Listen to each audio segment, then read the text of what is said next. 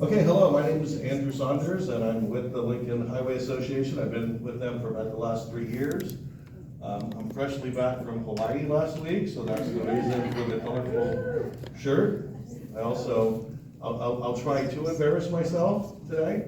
I have a Lincoln Highway shirt, but when I put it on, there was a huge spot on it, so I decided not to wear that shirt tonight. Regardless, I want to tell you a little bit about myself first. So I moved to Citrus Heights in 2019, and one of the first things I did was I walked down Auburn Boulevard, and I stumbled across the 14-Mile House, which goes back to 1849. I know that from Tina over here. And that led me to do a little research on some things, and that's when I stumbled across the Lincoln Highway was Auburn Boulevard. Auburn Boulevard dates back to the gold rush. Even before the Lincoln Highway, it was the route that the gold rush miners took out of Sacramento heading up to the hills. So it really kind of piqued my interest in wanting to know more about where I was living, because I live 1 block off of Auburn, right near Greenback and Auburn. So previous to Citrus Heights, I was in Paradise. We won't go into that, but I lived right off of Pence Road, and Pence Road is another historic route. It was the Pony Express route. Previous to that, I lived in the Bay Area, and I grew up in San Francisco, 1 block off of Mission, which is the old El Camino, the Mission route. So needless to say, I've been sort of involved or connected to famous thoroughfares throughout my life, so it just seems natural to kind of do something historical. And I want to mention my mother, Janet McDowell Saunders, who was a master's in history from George Washington University. She worked at the history room in South San Francisco in the library for many years. So she would have really loved this type of a thing, and she would have loved hanging out with you people. So with that, I want to go ahead and start talking about the Lincoln Highway.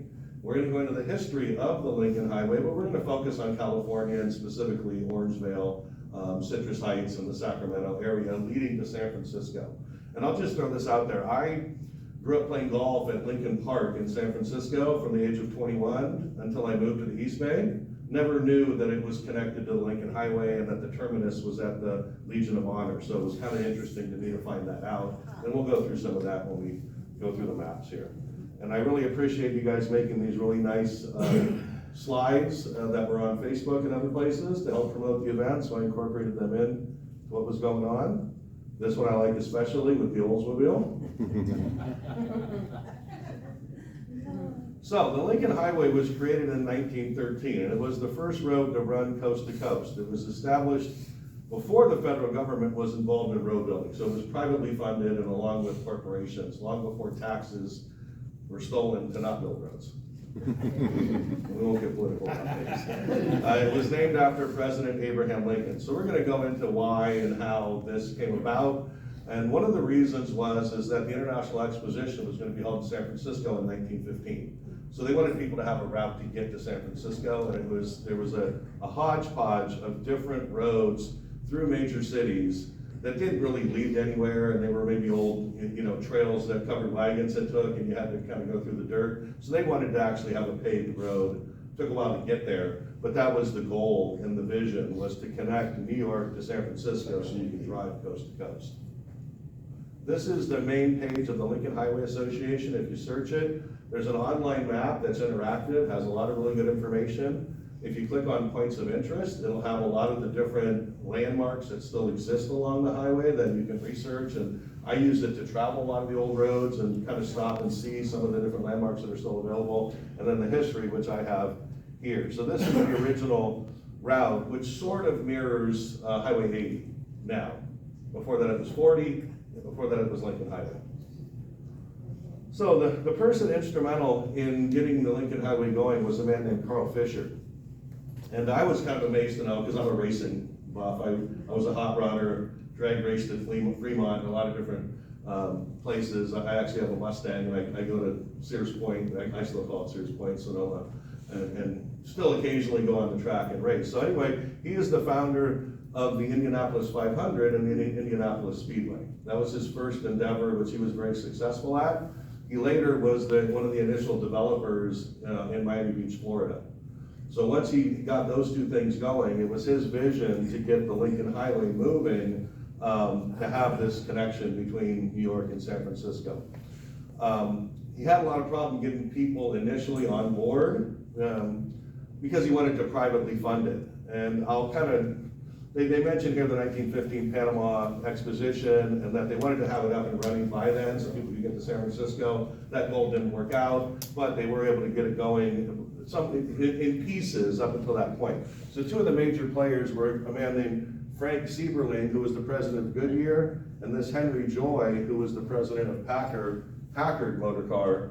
And they came on board when Henry Ford, who was kind of known for being a miser to some degree, didn't want to fund anything. He actually thought that government should fund the roads, and he thought that if private industry had gotten involved with it, that people would always assume that private businesses should fund the roads. So we won't get into this, but there was a lot of bickering and arguing about picking the route. People wanted it to come through their town because it would bring commerce, but they didn't want it to go through the major cities because of congestion. So the route, to some degree, goes through the lesser, it doesn't go through Philadelphia. It went through the lower part of Chicago, Omaha, Cheyenne, Salt Lake City. And then we're lucky enough to have two different splits because coming out of Lake Tahoe with the snow and the Sierras, they needed two different routes because if one was closed, you had to go the other way.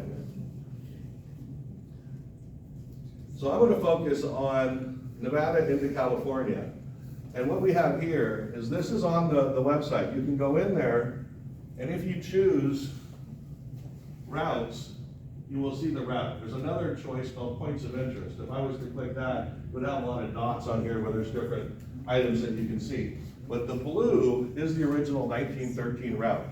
So if you notice, Greenback is here in the red. That wasn't until later. That was in the 1920s. So originally the route came out of Tahoe and went into Folsom and continued down Folsom Boulevard into Sacramento. And coming out of Reno, it actually went over Verde Peak. There's two reservoirs there now that are now where the road used to be. But at one point you went over Verde Peak and you went through where the reservoirs are now. If you go around, the green is the second generation, and that mirrors kind of the way we go to Reno now. The other thing that I find really interesting is the Carquinez Bridge had not been built yet. So getting to San Francisco, you went south out of Sacramento to Stockton, came in through Tracy on the Delta to Livermore, and you made your way to Oakland, and you took the ferry across from Jack London Square to the ferry building, and that's how you got to San Francisco. Later, when the Carquinez Bridge was built, you went to Sacramento, and you went through the towns of Vacaville, Fairfield, actually over to Napa American Canyon, and down 29, and you actually came to Berkeley, and took the pier, which at one point, I don't know if people have seen this before, the pier in Berkeley went quite far out into the bay, and you would catch the ferry and it would go to Hyde Street Pier.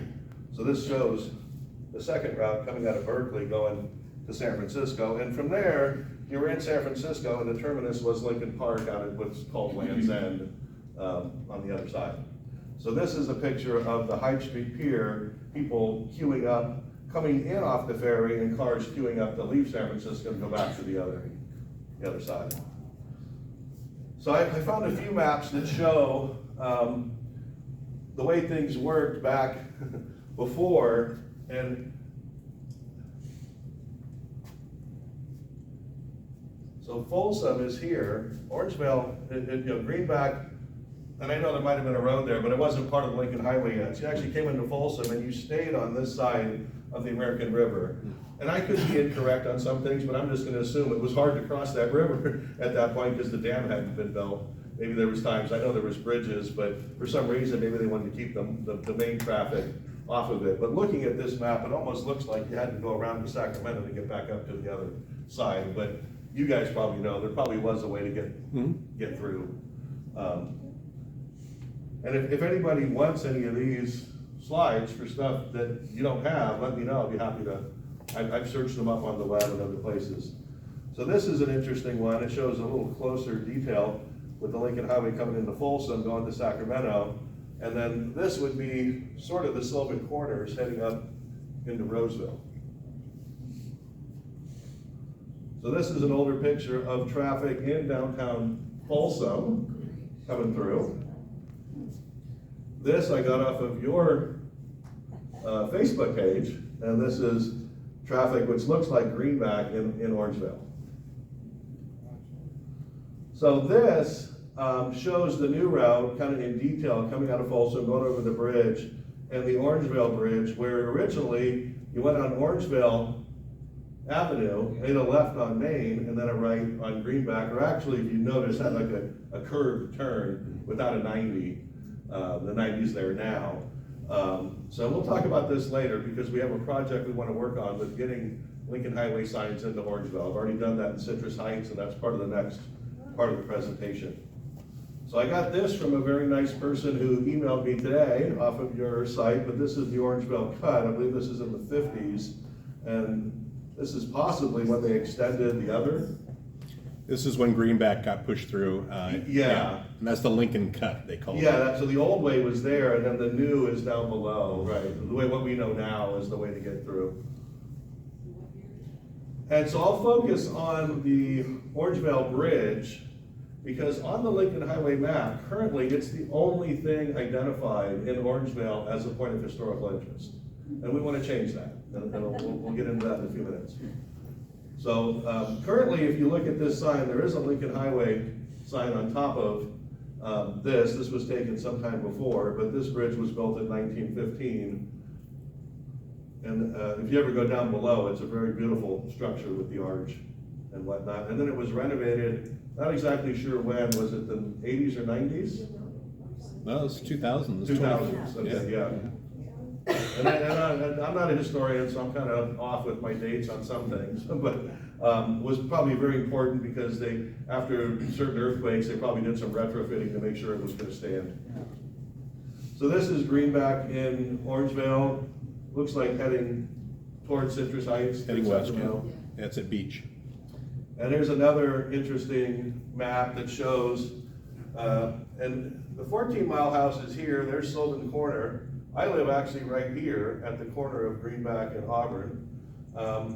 And we've put signs at the 12-mile, 14-mile, and Sylvan Cemetery, which are three of the older locations in Citrus Heights that I identified. And I won't get into Citrus Heights history, but they're all related to the Van Aaron family to some degree. So, what happened to Lincoln Highway? In 1925, we changed the number systems for highways because it was easier to tell what was north, south, east, west, to look at a map and follow a number across certain areas. And so little by little, the named highways, Dixie Highway, Lincoln Highway, a lot of different ones kind of fell by the wayside. There's been a rebirth of that, but this basically explains how things changed. Lincoln Highway became 40 on the north side, 50 on the south side. And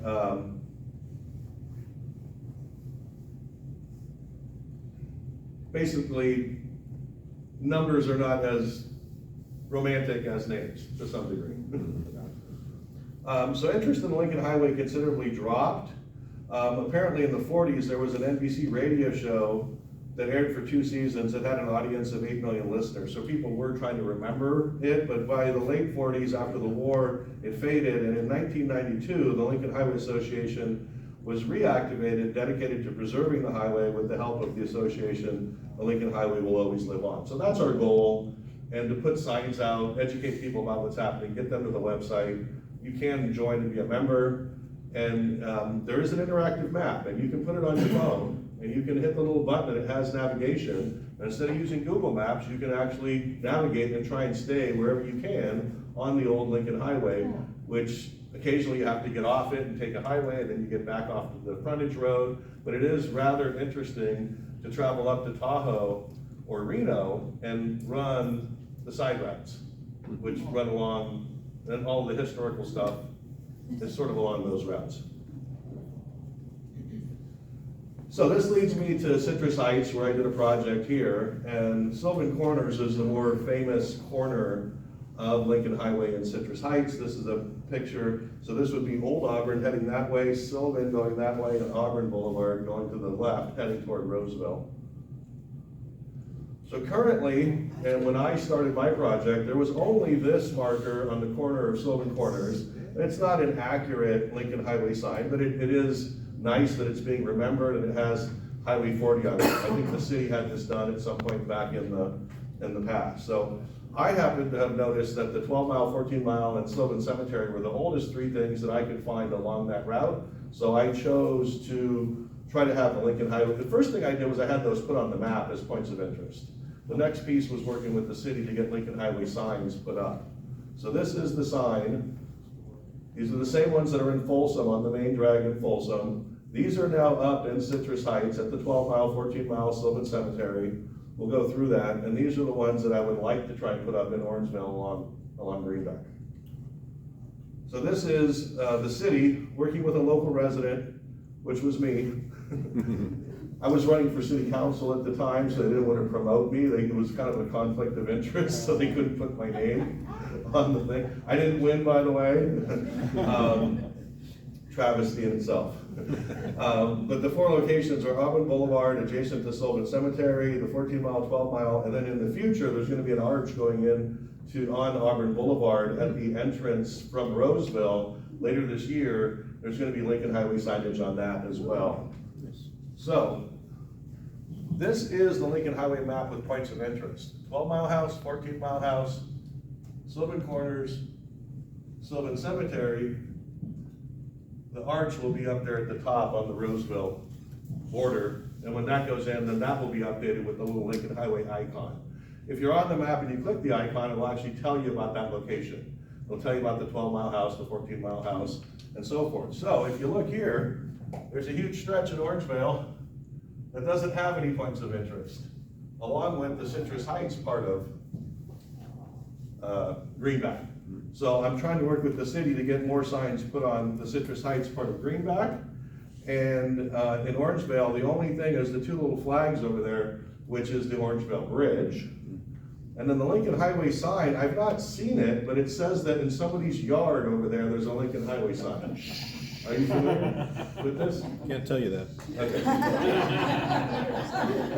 The yours? Okay. So anyway, the goal is to get signs put up and update the map to have points of interest. People travel from all over the country, like they do on Route 66. They use this as their guide to come in. Obviously, bringing people into town, spending money at businesses is a nice thing to have, and getting some notoriety for the town on the Lincoln Highway map is rather important. I care a lot about where I live now. I kind of plan on living here the rest of my life in Citrus Heights, so anything I can do to work, I'm planning on going into Roseville and doing some things there, and working my way back towards Sacramento on Auburn Boulevard eventually. So this is kind of a multi-year project. So this is the 12 mile house, which unfortunately was sold into private hands. It was a bar at one point. I think it closed in the mid-90s. I did read an article that the person that owns it could care less about the history of it. I really wish the city would buy it and do something to preserve it, because it does, they won't. No. It is sort of in disrepair, but it is a very important structure, I think, within town. So the signs have been put up. These pictures I took were before the signs were up, so the Lincoln Highway signs now sit right above that DeVecchi Street sign, which is just on the other side for the 12 mile house. This is the 14 mile house, which is just off of Auburn Boulevard, and there's a nice little plaque that tells you about the history of the 14 mile. You might have had something to do with that? Maybe. And two things happened here. We put Lincoln Highway signs up, and we had a fresh remake of the historical interest sign put up that is fresh, brown. This one had been faded rather badly. So that was nice that the city did that. We also put signs here at the Sylvan Cemetery. We had our dedication ceremony here. The light post right there that says Sylvan Cemetery, right above the speed limit, the Lincoln Highway signs are there. And they're on both sides, so either way you're coming, you can see the signs. This is the arch that's going into Citrus Heights later this year. At the entrance, right where the Jack in the Box is, coming in on the Roseville side off of 80, they're wanting to kind of redevelop that area, put new sidewalks and trees in, which it sort of really needs it. That area is a little rundown. So this hopefully will revitalize that region of Citrus Heights. You can see the Lincoln Highway sign, sort of small, although I've been told they're gonna do something in bronze to match what's on the top of the arch. And I said I would embarrass myself, so don't mind while I pull my pants up.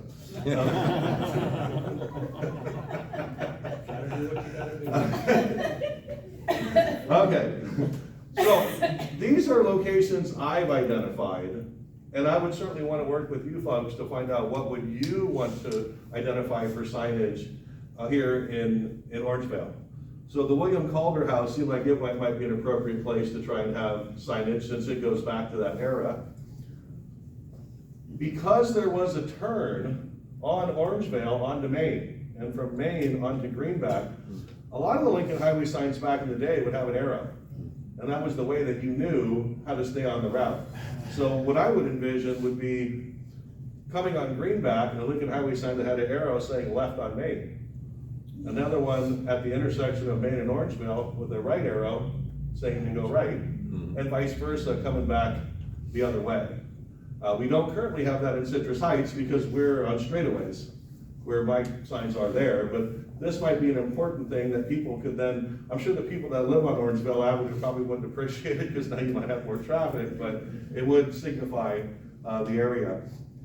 The downtown Orangevale sign I thought also might be an interesting thing to possibly have Lincoln Highway signs on. I don't know if that's something we're interested in. And then at the entrance to town, which I know on one side it goes past Kenneth, but Kenneth seems to be right where town starts with both sides of the street. I just happened to look at that. So this is, Folsom has quite a few points of interest already, and they put signs on their main drag here. So we're looking at doing something here on that corner, here on that corner, and then a couple spots along in Orangevale. And this is something we can talk about later. I would want to bring it up to the county supervisor, see if we can get a connection to the county road crew and find somebody that would champion the project. I do, because we built the signs at Citrus Heights, I do know who the manufacturer is, I have the colors, I have the template, so it's just a matter of placing an order to get the signs done. So I found this on your site too. This is the Calder home in 1907. I found this on your site too, which is it renovated. I know it was a restaurant previously, but that didn't work out, I guess, yeah. And then here's your beautiful Orangevale sign. And I don't know if we have more time. Do I have a few more minutes? Yeah, you're. Okay. So there's a second project that I'm trying to work on in Citrus Heights. It's a little more slower going, but they've already identified the location. So along the Lincoln Highway route, throughout the United States, a lot of towns have murals that are historically significant, and they have images and pictures of old cars and what was in the area at the time. And those don't necessarily have to be on the main road. They really could be anywhere within town. So if we're okay with it, let me pull up a few of those. Oh, great.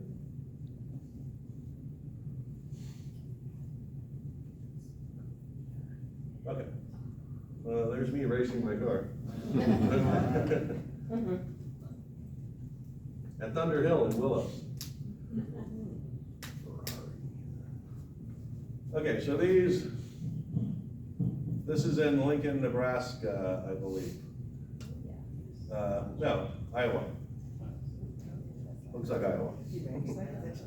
Okay, so, yeah, we'll show you a few of these because these are just ideas of what could happen. The city of Citrus Heights is behind this. They already have an artist. We just need to come up with subject matter. We already know where the wall is. It's actually a sound wall that's just to the west of where Costco and Walmart is on Auburn Boulevard.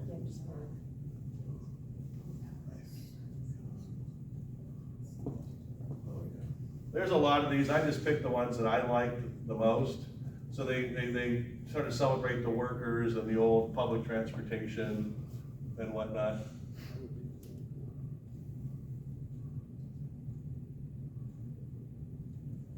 Fulton, Illinois.